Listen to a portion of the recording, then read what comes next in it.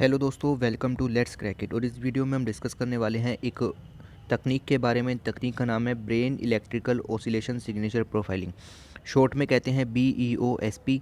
ये तकनीक ये बताती है कि कोई एक्यूज्ड किसी क्राइम में इन्वॉल्व था या नहीं था। और राइट, इस तरह की तीन तकनीकें यहाँ पर होती हैं, एक BEOSP, एक पॉलीग्राफ और एक आपने देखा होगा नार्को टेस्ट वगैरह जो होते हैं। ठीक है, नार्को टेस्ट के बारे में यहाँ जिक्र नहीं करेंगे, यहाँ इन दो तकनीक्स के बारे में थोड़ा देखेंगे। इसको ज़्यादा देखेंगे brain electrical oscillation signature profiling को। साथ ही में डिफरेंस आपसे कई बार पूछा गया है किन्हीं दो सेम तकनीकों के बीच में। ठीक है, तो उसी तरह का डिफरेंस यहाँ देखने की कोशिश करेंगे कि पॉलीग्राफ और BEOSP में क्या डिफरेंस होता है। ओके, उससे पहले चैनल को सब्सक्राइब कीजिए, शेयर कीजिए जितना ज़्यादा से ज़्यादा हो सके। और अगर आपको इसकी PDF चाहिए तो नीचे सिर्फ एक ही लिंक है, वहाँ पर आपको इसकी PDF अवेलेबल हो जाएगी। ओके, तो देखिए पहले हुआ क्या है। देखिए, हाथरस केस हुआ था, जो दलित जो गर्ल थी उसके साथ रेप का केस हुआ था यूपी के अंदर। तो वहाँ पर CBI की प्रोब बैठी थी। CBI की प्रोब ने 4 एक्यूज़्ड यहाँ पर फाइंड किए कि जो हो सकते हैं कि वो वहाँ क्राइम में इन्वॉल्व हों। उन 4 एक्यूज़्ड के ऊपर BEOSP टेक्निक को अपनाने के लिए उन्हें गुजरात लाया गया है। डिस्कस करेंगे कि गुजरात ही क्यों लाया गया। ठीक है, और तो उन पर ये तकनीक को यहाँ पर टेस्ट किया जाएगा और पता लगाया जाएगा कि वो 4 एक्यूज़्ड यहाँ पर इन्वॉल्व थे या नहीं थे। ठीक है, तो हम इस टेक्निक के बारे में जानेंगे क्योंकि कोई ज़्यादा बड़ी टेक्निक नहीं है और UPSC इस तरह की टेक्निक्स को यहाँ पर पूछ सकती है। और राइट, देखिए, brain electrical oscillation signature profiling, नाम BEOSP, also known as brain finger printing. गौर फरमाइए, brain finger printing is a neuro psychological method of interrogation in which the accused's participation in the crime is investigated by studying their brains response. हर एक आदमी का अपना brain होता है और उसकी यादें ताज़ा हो जाती हैं अगर उसे सेम चीज़ें याद दिलाई जाएं तो। ठीक है, तो इस तरीके से इस मेथड के ज़रिए उसकी यादों को ताज़ा किया जाएगा, उसको उस तरह की पिक्चर्स दिखाई जाएंगी कि आप भी इन चीज़ों में इन्वॉल्व थे या नहीं। अगर उसके न्यूरॉन्स की प्रतिक्रिया ज़्यादा हुई तो समझ जाना है कि वो यहाँ पर इन्वॉल्व था। ओके, ऑलराइट, ये देखिए, BEOSP test is carried out via process known as electroencephalogram. ठीक है, तो इस टर्म को भी आपको याद रखना है। Conducted to study the electrical behaviour of the human behaviour work करता है एज अ इलेक्ट्रिकल सिस्टम। ठीक है, बहुत सारे न्यूरॉन्स आपके जो दिमाग में होते हैं और वो एज अ इलेक्ट्रॉन यहाँ पर काम करते हैं। ठीक है, पूरे दिमाग की जो यादें होती हैं आपकी, वो आपके न्यूरॉन्स के अंदर होती हैं। ठीक है जी, इस बात को भी आप ध्यान रखिए। तो न्यूरॉन्स प्रतिक्रिया करते हैं अगर उन्हें सेम चीज़ बार बार रिपीट होती है, डेज़ा वू होता है। ठीक है, तो इस टेस्ट के अंदर होगा क्या। इस टेस्ट के अंदर जो पहले तो एक्यूज़ का कंसेंट लेना बहुत ज़्यादा ज़रूरी है कि वो इस टेस्ट के लिए तैयार है या नहीं। उसका कंसेंट ले लिया, they are then made to wear caps with dozens of electrodes attach to them. ठीक है, फिर आपने उस तरह की चीज़ें देखी होंगी कि एक कैप लगा हुआ होता है, फिर उसको ब्रेन से टच कर दिया जाता है। तो इस तरह के कई सारे कैप्स यहाँ देखने को मिलेंगे, उनको ब्रेन से अटैच कर दिया जाएगा। The accused are then shown visuals और played audio clips related to the crime to check. तो जैसा कि मैंने बताया, फिर उसको पिक्चर्स दिखाई जाएंगी या कोई ऑडियो क्लिप हो उस तरह की कि कैसा सीन बन सकता था क्राइम का, ऐसा विजुअल उसको दिखाया जाएगा in the room. If there is any triggering of the neurons in their brain, और अगर उसके दिमाग में कभी भी न्यूरॉन्स का ज़्यादा जैसा कहते हैं ना, इलेक्ट्रोमैग्नेटिक फील्ड टाइप का क्रिएट हुआ, उसके न्यूरॉन्स ज़्यादा सक्रिय हुए, तो इसका मतलब ये है कि which then generates brain wave. तो यहाँ पर ब्रेन वेव्स क्रिएट हो जाती हैं। जैसे इलेक्ट्रॉन के अंदर इलेक्ट्रोमैग्नेटिक वेव्स क्रिएट होती है, उसी तरीके से ब्रेन के अंदर ब्रेन वेव्स क्रिएट होती हैं। टेस्ट के results are then studies to determine the participation of accused in the crime.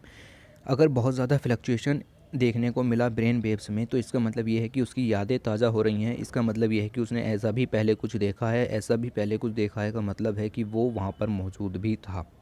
ठीक है जी, इतना आपको यहाँ से याद रखना है।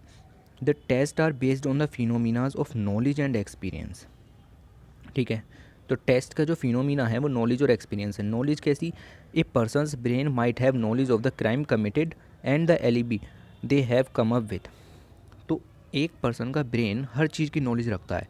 वो अगर क्राइम में इन्वॉल्व था तो उसके न्यूरॉन्स के अंदर वो सब डाटा भी पड़ा होगा कि वो क्राइम के समय पर वहाँ मौजूद था, नहीं था, उसने क्या देखा, क्या नहीं देखा। और अगर उसे वो चीज़ें दोबारा दिखाई गई तो उसके न्यूरॉन्स फिर से सक्रिय होंगे और उन चीज़ों की यादों को ताज़ा करेंगे। Alright, but it is the experience of having participation in the crime that determines the guilt. Knowledge का मतलब हो गया कि आप जानते हैं कि हाँ ऐसा कुछ क्राइम हुआ था, लेकिन एक्सपीरियंस ये दिखाता है कि आपने उस क्राइम में साथ दिया। गौर फरमाइए मेरी बात को। नॉलेज किसी भी चीज़ की हो सकती है, एक्सपीरियंस हर चीज़ का नहीं होता। एक्सपीरियंस उस चीज़ का होता है जब आप उसको खुद करते हैं। तो अगर आपने क्राइम खुद किया है तो आपको उसका एक्सपीरियंस होगा। अगर आपने उसका क्राइम नहीं किया है तो आपको सिर्फ उसके बारे में नॉलेज होगी। तो अगर सिर्फ नॉलेज का डाटा मिल रहा है इसका मतलब वो वहाँ इन्वॉल्व था। अगर उसने एक्सपीरियंस किया होगा तो वहाँ पर वो इन्वॉल्व केवल था, उसने क्राइम नहीं किया। ठीक है, तो ये फिनोमिना यहाँ पर लॉन्च किया जाता है। अगली बात, the BEOSP procedure does not involve a question answer session. यहाँ पर कोई क्वेश्चन आंसर सेशन नहीं होता जैसे कि नार्को टेस्ट में होता है कि आपसे पूछा जाता है कि बताइए ये कौन था, ये कौन था। इस तरीके के क्वेश्चन आंसर यहाँ पर नहीं होते। Is rather A neuro psychological study of their brain. तो ब्रेन की साइकोलॉजिकल स्टडी यहाँ पर की जाती है। सिंपल यहाँ पर बात है। क्या आप इस टेस्ट के ज़रिए किसी एक्यूज़्ड को अदालत में खड़ा कर सकते हैं कि इसने BEOSP टेस्ट के अंदर हमें ये बताया, आप इसे सज़ा दे दीजिए? तो सुप्रीम कोर्ट ने कहा कि नहीं, ये टेस्ट सबमिट नहीं हो सकता कोर्ट ऑफ लॉ में। ठीक है जी। 2010 में सुप्रीम कोर्ट ने Selvi versus state of Karnataka case में जजमेंट दिया कि टेड नार्को एनालिसिस, पॉलीग्राफ या brain mapping test can not be forced upon any individual without their consent. तो पहली बात तो सुप्रीम कोर्ट ने कहा कि किसी के भी कंसेंट के बिना ना तो आप उसका नार्को टेस्ट लेंगे, ना पॉलीग्राफ टेस्ट लेंगे, ना ही ब्रेन मैपिंग टेस्ट यानी कि ब्रेन फिंगरप्रिंटिंग BEOSP टेस्ट लेंगे। और टेस्ट के जो रिज़ल्ट होंगे can not be admitted solely as evidence. उनको आप अकेले इस बिहाफ पर कोर्ट में पेश नहीं कर सकते कि हमने टेस्ट लिया है और इन्होंने ये बात की। अकेले आप उस टेस्ट के जरिए किसी भी एक्यूज़ को सुप्रीम कोर्ट में खड़ा नहीं कर सकते। हाउएवर एनी इन्फॉर्मेशन और material discovered during the test can be made part of the evidence observed by the bench. तो सुप्रीम कोर्ट ने यह भी कहा कि आपने इस टेस्ट के दौरान जो कुछ भी जाना उसके बिहाफ पर आप और एविडेंस जुटाइए। उन एविडेंस के ज़रिए आप उस एक्यूज़ को सुप्रीम कोर्ट में खड़ा कर सकते हैं।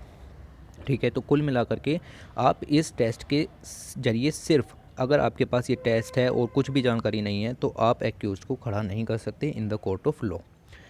अगली बात, पॉलीग्राफ और डिफरेंस जानते हैं BEOSP के अंदर क्या डिफरेंस है। In a polygraph test the accused person psychological indicators are taken into account which includes blood pressure, pulse rate, respiration and skin conductivity. देखिए पॉलीग्राफ टेस्ट में क्या होता है, आपके ब्रेन पर इस तरह की चिप्स लगा दी जाएंगी। ठीक है, आपके जो आर्म है वहाँ पर ब्लड प्रेशर को मापने के लिए, पल्स रेट को मापने के लिए इक्विपमेंट लगा दी जाएंगी। आपसे क्वेश्चन पूछा जाएगा, अगर आपकी हार्ट बीट थोड़ी सी भी तेज़ हुई इसका मतलब ये है कि आप झूठ बोल रहे हैं। ठीक है, आपका ब्लड प्रेशर थोड़ा सा भी बढ़ा इसका मतलब ये है कि आप झूठ बोल रहे हैं। ठीक है, तो इस तरह की चीज़ें यहाँ पर देखी जाती हैं पॉलीग्राफ टेस्ट में। वहाँ पर इस तरीके का ग्राफ चलता रहता है और वो बताता रहता है कि आपकी हार्ट बीट ऊपर नीचे हुई है या नहीं हुई है।